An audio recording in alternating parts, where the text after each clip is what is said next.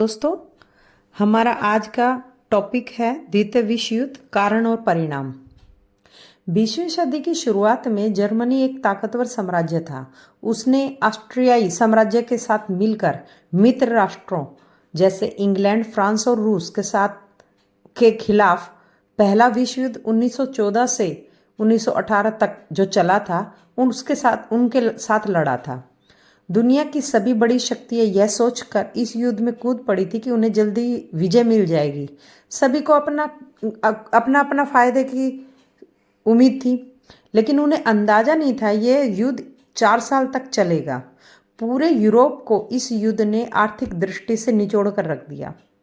France और Belgium पर कब्जा करके जर्मनी ने शुरुआत में तो कई सफलताएं हासिल की, लेकिन 1917 में जब अमेरिका ने मित्र राष्ट्रों का साथ देना शुरू कर दिया, तब नवंबर 1918 में जर्मनी हार गया और प्रथम विश्व युद्ध नवंबर 1918 को खत्म हो गया।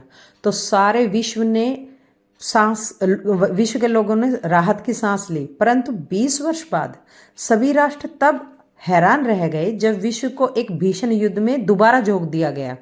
यह एक ऐसा युद्ध था जिसके परिणाम स्वरूप लाखों लोगों को जीवन हानि और अरबों डॉलर की आर्थिक हानि हुई, जिसे हम द्वितीय विश्व युद्ध के नाम से जानते हैं।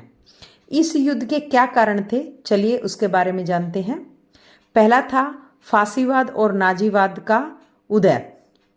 फासीवाद इटली में सत्ता कैसे हथियाई और हिटलर की नाजी पार्टी ने जर्मन जीवन के सभी पहलुओं पर कैसे अधिकार कर लिया। हालांकि वो ऑस्ट्रियाई नागरिक था, कैसे वो जर्मन का नागरिक बन गया, यह एक बहुत बड़ा पहलू है।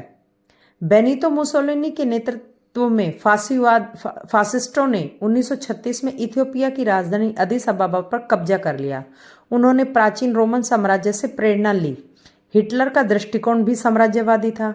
उसने एक ऐसे बड़े जर्मनी बनाने का सपना देखा जो 1000 वर्ष तक चलेगा। जर्मनी, इटली और जापान ने एक गठबंधन वाली दोस्ती कर ली। इस प्रकार फ्रांस ब्रिटेन गठबंधन के विरुद्ध बर्लिन, रोम, टोक्यो धुरी बन गया। वे धुरी राष्ट्र कहलाने लगे और ये मित्र राष्ट्र बन गए। इन गठबंधनों से 2 अलग अलग तरह के ग्रुप बन गए, शिविर बन गए। ग्रेट ब्रिटेन के नेतृत्व में मित्र शक्तियां जर्मनी के नेतृत्व वाली धुरी शक्तियों से युद्ध करना शुरू कर दी। हिटलर ने घोषित किया कि जर्मनी को ऑस्ट्रिया पर कब्जा करने का अधिकार है, क्योंकि वहां जर्मन बड़ी संख्या में रहते हैं। जर्मनी की सेना ने ऑस्ट्रिया की राजधानी वियना पर कब्जा कर लिया।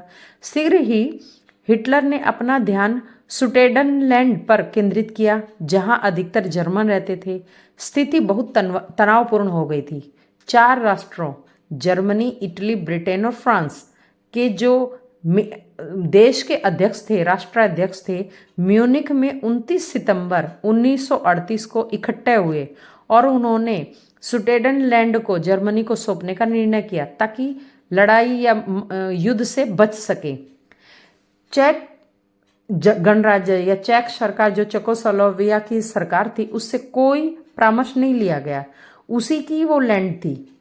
उसे केवल शांति के हित में चुप रहने को कहा गया और म्यूनिख समझौते स्वीकार करने के लिए उसे मना लिया गया। ये था पहली नीति कि फासीवाद और नाजीवादियों की इस तरह की आक्रामक नीतियां थी। दूसरा था जापान द्वारा चीन पर आक्रमण। जापान ने 1931 में चीन पर आक्रमण कर दिया। चीन ने राष्ट्र संघ से अपील की, जो 1920 में बना था राष्ट्र संघ। उसका काम था कि आने वाले टाइम में युद्धों से दुनिया को बचा के रखे।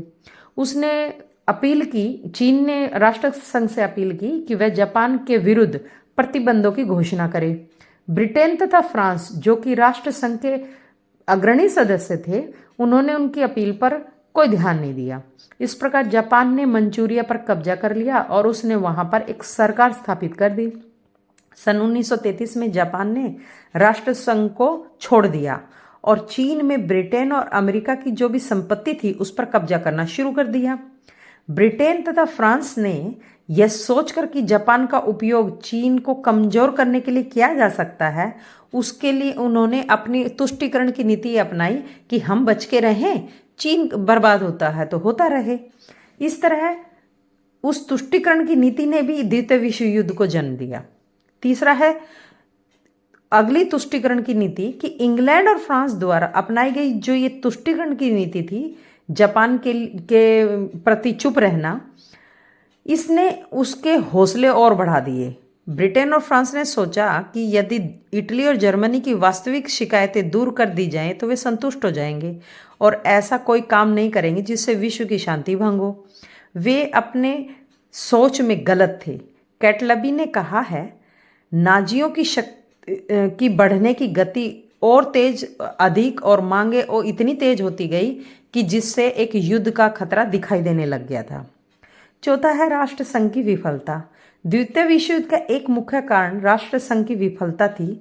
वह पक्के इरादों के साथ आक्रमण करने वालों के विरुद्ध कोई ज़्यादा महत्वपूर्ण कदम नहीं उठाता था।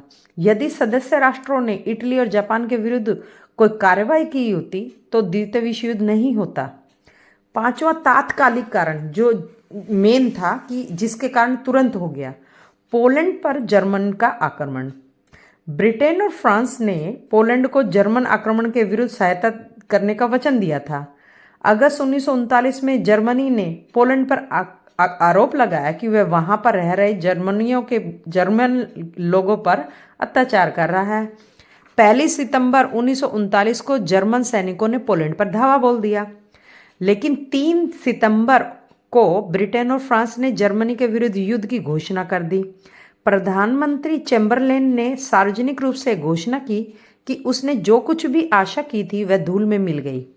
इस प्रकार द्वितीय विश्व युद्ध और भयंकर रूप लेता चला गया। ये हमारे कारण थे। हिटलर ने युद्ध का एक नया तरीका अपनाया जिसे ब्लिट्जक्रीग कहा जाता है, बिजली की वेग से, जिसका अर्थ है बिजली की गति से आक्रमण करना। पैदल सेना के डिवीजन और बख्तरबंद टैंकों ने बिजली की गति से पोलैंड पर अचानक हमला कर दिया। आकाश से बम गिराने का कार्य भी साथ साथ हुआ। पोलैंड के लोगों ने 28 सितंबर 1939 को जर्मनी के समक्ष आत्मसमर्पण कर दिया। जर्मनी और रूस ने पोलैंड को आपस में बांट लिया आधा आधा। पूर्वी पोलैंड रूस ने ले लिया और पश्चिमी पोलैंड जर्मनी ने ले लिया। बाद में रूस ने लिथुआनिया, लातविया और एस्टोनिया के बाल्टिक राज्यों को भी हड़प लिया, जो कि 1991 यानी कि 1991 में फिर बाद में अलग हो गए थे। 1940 के शुरू में जर्मनी को यूरोप में हर जगह युद्ध में भारी सफलता मिली। डेनमार्क, नॉर्वे, नीदरलैंड, फ्रांस सबको उसने हरा दिया जर्मनी ने। फिर हिटलर ने अपने जनरलों को ब्रिटेन पर आक्रमण करने का आदेश दिया। जुलाई 1940 में जर्मन लड़ाकुओं ने लंदन सहित ब्रिटिश के जितने भी पत्तनों, फैक्ट्रियां या आबादी वाले इलाके थे वहां जमकर बमबारी की, लेकिन ब्रिटेन के नए प्रधानमंत्री विंस्टन चर्चिल ने अपने लोगों का मनोबल बनाए रखा। 11 सितंबर 1940 को हिटलर ने ब्रिटेन के विरुद्ध अपनी कार्रवाई स्थगित कर दी। हिटलर रुक गया वहीं पे, क्योंकि उसे लगा अब और मैं ब्रिटेन का सामना नहीं कर सकता, लेकिन हारा भी नहीं वो। अमेरिका ने पूर्ण निष्पक्षता की नीति अपनाई, मतलब अमेरिका इस बीच में कुछ बोला ही नहीं। लेकिन 7 दिसंबर 1941 को जापान ने पर्ल हार्बर में स्थित अमेरिका के पैसिफिक बेड़ पर आक्रमण कर दिया। जापान ने अमेरिका पर सहसा किए गए इस आक्रमण से अमेरिकियों की जनहानि दिल दहला देने वाली थी। अतः अमेरिकी सरकार ने जापान और अन्य धुरी शक्तियों जैसे जर्मनी, इटली वगैरह उसके विरुद्ध युद्ध की घोषणा कर दी। जर्मनी द्वारा सोवियत संघ पर किया गया आक्रमण, रूस भी जर्मनी विरोधी शिविर में शामिल हो गया। पहले ये पोलैंड पर जब हमला हुआ तब दोनों साथ साथ थे, इसलिए पोलैंड को दोनों ने आधा बांट लिया, आधा आधा कर लिया। लेकिन बाद में रूस जर्मनी के विरुद्ध हो गया। रूसी सैनिकों ने अपने मुख्य नगर स्टालिनग्राड की बड़ी वीरता से रक्षा की। युद्ध में अमेरिका के प्रवेश और सोवियत संघ पर जर्मन आक्रमण ने मित्र शक्तियों का पलड़ा भारी कर दिया। धुरी शक्तियों की फिर पराजय हुई। चलिए उसके बारे में जानते हैं। जुलाई 1943 में मित्र राष्ट्रों ने इटली पर धावा बोल दिया। मुसोलिनी को बर्खास्त कर दिया गया। बदाग्लियो की नई सरकार ने आत्मसमर्पण कर दिया। मुसोलिनी किसी प्रकार बच निकल भागने का प्रयास किया, लेकिन 28 अप्रैल 1945 को उसे स्वयं इटली वासियों ने ही पकड़ लिया। उसे और उसकी प्रेमिका को उन्होंने गोली मार दी। यह इटली में फांसीवाद का अंत था, क्योंकि फांसीवाद मुसोलिनी ने ही चलाया था। बर्लिन के लिए लड़ाई 19 अप्रैल 1945 को शुरू हुई। जर्मन सेनाएं एक और ब्रिटेन और अमेरिकी सेनाओं के साथ, तो दूसरी ओर रूस की सेनाओं के बीच फंस गई थी। हिटलर ने बम वर्षा से बचने के लिए भूमिगत बने एक आश्रय स्थान पर आत्महत्या कर ली। 7 मई 1945 को बची कुची जर्मन सेनाओं ने ब्रिटेन, फ्रांस, अमेरिका तथा रूस के प्रतिनिधियों के समक्ष आत्मसमर्पण कर दिया। 8 मई को यूरोप में विजय उत्सव का दिन बन गया। जापान ने अभी तक चीन व मंचूरिया में तथा अन्य स्थानों पर दृढ़तापूर्वक मजबूती से पांव जमा रखे थे। उसने आत्मसमर्पण करने से इनकार कर दिया। इससे गुस्साए अमेरिका ने 6 अगस्त 1945 को हिरोशिमा पर परमाणु बम गिराए, जिसके अंदर 80,000 जिंदगियां खत्म हो गई और 70,000 लोग बुरी तरह घायल हो गए। 9 अगस्त को उसने एक और बम गिराया नागासाकी पर। जापान ने युद्ध जीतने की जितनी भी आशाएं थी वे सब अब खत्म हो गई। उसने सरेंडर कर दिया या आत्मसमर्पण कर दिया।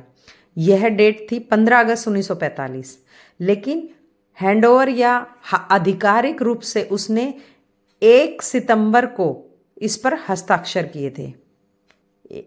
युद्ध के अब हम परिणाम के बारे में जानेंगे। पहला है मौत और विनाश। यह मानव इतिहास का सर्वाधिक विनाशकारी युद्ध था, जिसमें लाखों लोग मारे गए थे। यूरोप तथा एशिया के विशाल भूभाग खंडों में बदल गए, जिसमें जापान पहले नंबर पे था। दूसरा, जर्मनी का विभाजन। मित्र राष्ट्रों ने जर्मनी पर कब्जा कर लिया, उसे 4 भागों में बांट दिया। प्रत्येक भाग को अमेरिका, ब्रिटेन, फ्रांस और रूस के अधीन रखा गया। चारों देशों ने अपना अपना हिस्सा, एक एक हिस्सा ले लिया। बाद में अमेरिका, ब्रिटेन और फ्रांस ने अपने भागों का विलय करने का निर्णय लिया तथा पश्चिमी जर्मनी का उदय हुआ, यानी कि इन तीनों ने मिलकर पश्चिमी जर्मनी बना दिया। साम्यवादी रूस ने अपने भाग में एक अलग सरकार बनाई, उसे पूर्वी जर्मनी कहने लगे। तीसरा है शीत युद्ध। संयुक्त राज्य अमेरिका, रूस 2 महान शक्तियों के रूप में उभरे। समस्त विश्व 2 विरोधी शिविरों के बीच में आधा बटा हुआ नजर आया। पूर्वी यूरोप, चीन तथा दक्षिणी पूर्व एशिया के कई देश रूस के प्रभाव में थे। गैर साम्यवादी देशों के नेता संयुक्त राज्य अमेरिका के प्रभाव में थे। शीत युद्ध के कारण शस्त्र शास्त्रों के लिए एक उन्मत्त दौड़ शुरू हो गई। दोनों ही तरफ के लोगों ने देशों का पक्ष लेने वाले देशों ने भारी धनराशि खर्च की और शस्त्रों पर खूब रखरखाव पर पैसा खर्च किया और घातक हथियारों का जखीरा जमा कर लिया। अगला है उपनिवेशों की समाप्ति, यानी कि जो गुलाम देश बनाए गए थे द्वितीय विश्व के बाद वे देश खत्म कर दिए गए, उन्हें आज़ाद कर दिया गया। द्वितीय विश्व के परिणाम स्वरूप भारत, श्रीलंका, म्यांमार जैसे कई देश स्वतंत्र हो गए। बाद में एशिया तथा अफ्रीका के देश भी एक एक करके ब्रिटेन, फ्रांस, पुर्तगाल और नीदरलैंड से सब मुक्त होते चले गए। 5वां है सबसे बड़ा, संयुक्त राष्ट्र संघ का जन्म। जो राष्ट्र संघ 1920 में बना था पहले प्रथम विश्व युद्ध के बाद, वो तो उस द्वितीय विश्व युद्ध ने उसे तो खत्म कर दिया था, लेकिन इस बार संयुक्त राष्ट्र संघ बना जो द्वितीय विश्व युद्ध खत्म होने के बाद बना, जो उसका परिणाम था। युद्ध के बाद मनुष्य बेहतर और आनंदमय विश्व की कामना करने लगे। फलस्वरूप 24 अक्टूबर 1945 को यूएनओ यानी संयुक्त राष्ट्र संघ की स्थापना हुई। 3 बड़े नेता रूजवेल्ट, चर्चिल और स्टालिन फरवरी 1945 में याल्टा में मिले थे। उन्होंने संयुक्त राष्ट्र संघ के घोषणा पत्र तैयार करने के लिए सैन फ्रांसिस्को में राष्ट्रों के प्रतिनिधियों का एक सम्मेलन आयोजित करने का निश्चय किया। शांति, मानवीय गरिमा, न्याय और कल्याण संयुक्त राष्ट्र संघ के मूल उद्देश्य कहे जाते हैं। इस तरह से हम जान सकते हैं कि द्वितीय विश्व युद्ध के परिणाम क्या हुए। ये परिणाम मेन 5 ही कहलाते हैं। मौत और विनाश, दूसरा जर्मनी का विभाजन, तीसरा शीत युद्ध, चौथा उपनिवेशों की समाप्ति और पांचवा संयुक्त राष्ट्र संघ का जन्म। धन्यवाद दोस्तों, आपने मेरे इस टॉपिक को इतना ध्यान से देखा और सुना। अगर मेरा टॉपिक आपको पसंद आ रहा है तो आप मुझे कमेंट सेक्शन में बताएं कि मुझे और किस विषय पर अपना टॉपिक बनाना चाहिए या फिर अपना वीडियो बनाना चाहिए।